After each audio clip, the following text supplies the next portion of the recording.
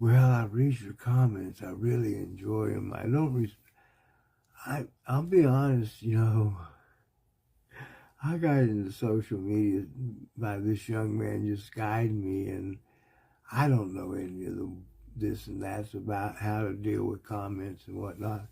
But anyway, what I get is about tell me more stories, and so I've been thinking. I was going to tell you a story, but it keeps getting too long. So just let me tell you what it's like growing up in the Jim Crow South. Now, I was born in 1951 in Germany, and by the time I was 4, um, my father had retired from the Army, and we moved to this town called Avon Park. It was in Florida. Now, Florida's everything you hear that it is.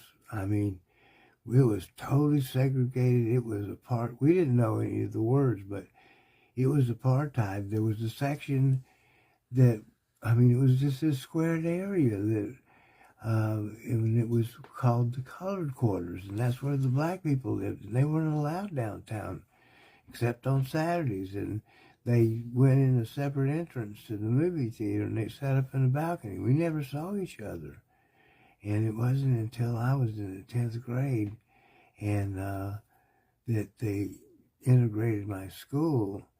It was the first time they brought 7 kids in, and then it was like, but anyway, so I was there when they integrated the schools, and to be honest, I liked it, but I couldn't tell anybody. See, that's the weird thing. It was like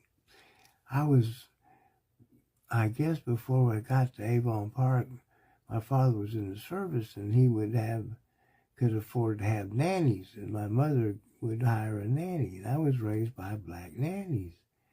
So I have this weird thing where I feel safety and love from black people, and I can't own it because I'm in this white supremacy culture, and they're not even allowed to come to the front door. So, well, that's a little bit about the Jim Crow South, and I'll tell you more later. Okay, and be of good cheer, spread that love, and bring a friend.